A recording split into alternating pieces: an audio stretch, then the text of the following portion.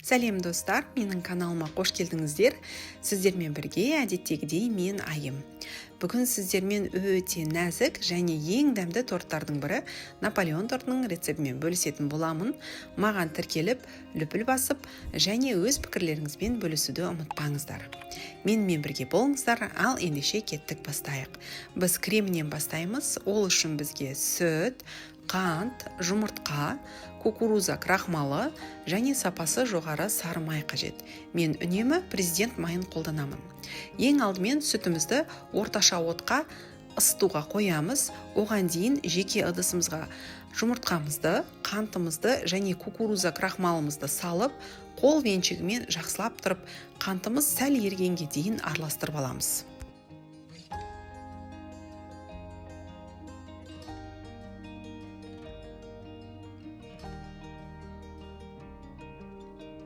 Біздің жұмыртқалы массамыз жақсылап араласты және қантымыз ергеннен кейін отта тұрған ыстық сүтіміздің кішкене бөлігін осы жұмыртқалы массамыздың үстіне құйып, қол венчігімізбен бірден жақсылап араластырып жібереміз және осы массамызды қайтадан осы сүтімізге құямыз және қолымыздағы венчігімен бірден араластырамыз. Біздің отымыз міндетті түрде орташа от болу керек және венчикпен үнемі араластырып тұру қажет, себебі креміміз тез күйіп кетуі мүмкін. Осылайша венчигімізбен араластырып тұра біздің креміміз қоюланғанын күтеміз. Қоюланғаннан кейін бірден кремімізді оттан аламыз. Ары қарай дайын болған кремімізді жеке ыдысымызға құйып аламыз, яғни бізге кремді тезірек суыту қажет. Енді осы креміміздің үстіне бөлме температурасындағы сары майымызды қосып, жақсылап тұрып араластырып аламыз. Мінекей креміміз біздің дайын, енді суыту қажет. Ол үшін бетін пищевой пленкамен в контакт жауып, яғни бетіне тигізіп жабамыз да тоңазытқышқа суытуға жібереміз. Креміміз біздің міндетті түрде суу қажет, себебі біз одан кейін бетіне суық кілегейді қосамыз. Сол үшін міндетті түрде біздің креміміз суу қажет. Енді ары қарай біз қамырына келеміз. Ол үшін біздің ыдысымыз да, ұнымыз да және сары майымыз да өте суық болу қажет. Тіпті ұн мен ыдысты 1,5 сағатқа тоңазытқышқа салып алсаңыздар болады, ал сары майды мұздатқышқа салып алсаңыздар болады. Енді өте сапалы жоғары сары майымызды суытып алғаннан кейін осылай үккіштен өткізіп аламыз және қолымызбен ұнмен бірге араластырып аламыз. Көп араластырудың қажеті жоқ. Енді бізге жұмыртқа қажет. Жұмыртқамызды жеке ыдысқа саламыз. Оның үстіне 9% уксусымызды құямыз және өте суық мұздатқыштан шыққан суық суымызды қосып, жақсылап араластырып аламыз да қамырымыздың үстіне құйып, қолымызбен қамырды илеп аламыз. Қамырды көп илеудің қажеті жоқ, себебі қолымыздың жылулығымен майымыз еріп кетуі мүмкін. Яғни қамырымызды біз тек жинақталғанша илейміз. Яғни қамырымыз біздің үгіліп қатты жатпау керек, бір ортаға жиналса болды.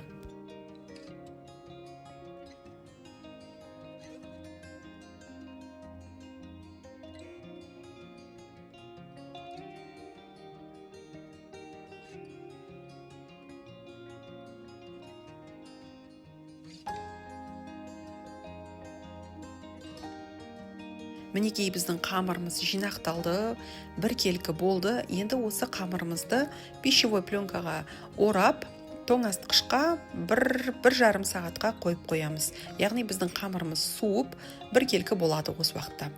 Мінекей біздің қамырымыз тұрды 1,5 сағат. Енді осы қамырымызды керек бөлшектерге бөліп аламыз. Мен бұл жерде 10 бөлшекке бөлдім. Сіздер енді қалауларыңызша бөлсеңіздер болады. Қамырларымызды керекті бөлшектерге бөліп алғаннан кейін қайтадан тоңазытқышқа қоямыз. Яғни әр бөлген бөлшегімізді қолымызбен домалатып, ұны бар салынған ыдысымызға қойып, бетін пищевой пленкамен жауып, қайтадан тоңазытқышқа қойып қоямыз да бір-бірден алып шығып жайып отырамыз. Осылайша дайын болған қамырларымызды бір-бірден енді пергамент қағазының үстіне жайсақ болады. Ұнды көп қосудың қажеті жоқ және қамырымыздың қалыңдығы өте жұқа немесе өте қалың болып кетпеу керек. Біз қамырымыздың қалыңдығы кем дегенде 3 немесе 2 мм болуы қажет. Қамырымызды жайған кезде біздің тортымыздың диаметрі қандай болады, соған байланысты. Егер тортымыз 21 диаметр болса, біз оны 24 немесе 23 диаметрлік кольцамен кескеніміз жөн, себебі біздің қамырымыз піскен кезде міндетті түрде кішірейеді. Бұл жерде менің кольцамның диаметрі 23 сантиметр. Осылай кольцамен кесіп аламыз, және артық кесілген қамырды қайтадан тоңазытқышқа салып қоямыз. Және осылай кесілген қамырымызды бірден шаңышқымен тесіп аламыз, себебі біздің қамырымыз отқа барған кезде көтеріліп кетеді. Ол көтерілмес үшін осылай шаңышқымен барлығын тесіп шығамыз. Енді дайын болған қамырымызды қызып тұрған 200 градус пеште шамамен қызарғанша пісіріп аламыз. Енді бұл өз пештеріңізге байланысты уақыты шамамен бір 5-7 минут аралығында пісіп шығады. Дәл осылайша барлық қамырымызды бір-бірден жайып, осылайша кесіп және шаңышқымен түйреп отырамыз.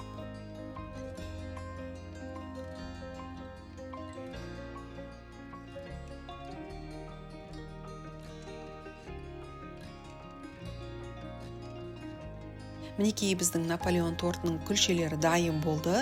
Енді бұл күлшелеріміз бөлме температурасында суығанша біз ары қарай кремімізді дайындаймыз.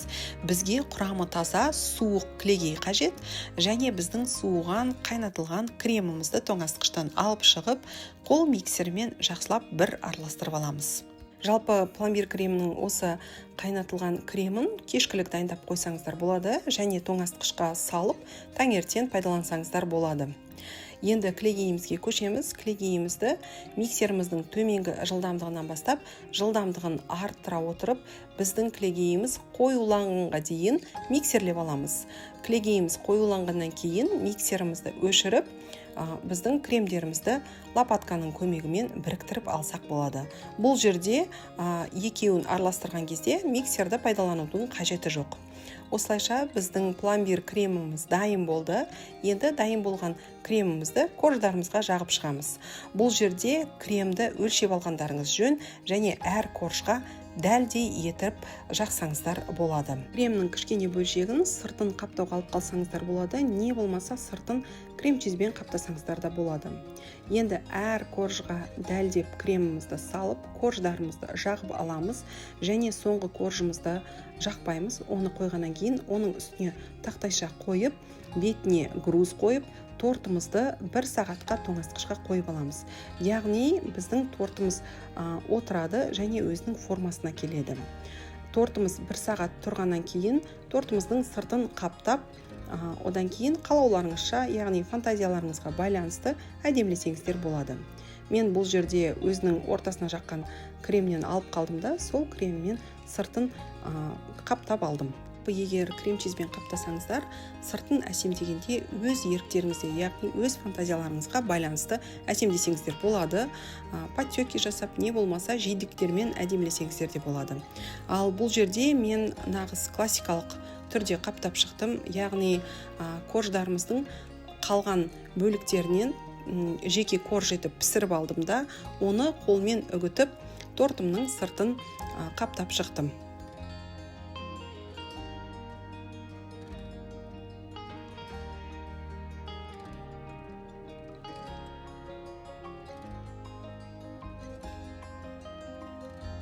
Сіздерге коржды жинағанда айтып өтуге ұмыттым. Мен кез келген осы Наполеон болсын, медовик болсын, торттарын жинамас бұрын подложканың үстіне, корждың астына осылай пергамент қағазын қиып қойып аламын. Не үшін? Біздің тортымыздың сыртын өзінің үгіндісімен қаптаған кезде біздің үгінділеріміз түседі. Сол кезде біздің столигіміз поворотный және біздің подложкамыз таза болу үшін осылай пергамент қағазын салып аласыздар. Содан кейін торттарыңызды қаптап болғаннан кейін ақырын ғана осы пергамент қағаздарыңызды алып тастаңыздар болады. Сол кезде сіздердің поворотный столиктарыңызда және подложкаларыңызда тап-таза болып шығады. Енді осы тортымыздың бетін әдемілеуге кірісеміз. Мен бұл жерде қазіргі таңда жаз болғандықтан құлпынайды пайдаландым, ал сіздер өз еріктеріңізде. Және осы дайын болған тортты осы күйінде кесіп жесеңіздер, торттарыңыз қытырлақ болады. Ал егер бір 3-4 сағатқа тоңазытқышқа салып алып, содан кейін барып жесеңіздер, өте нәзік және өте дәмді болып шығады. Осымен біздің тортымыз дайын болды. Сіздерге тәтті әлемге сәттілік тілеймін. Алдағы уақытта кездескенше.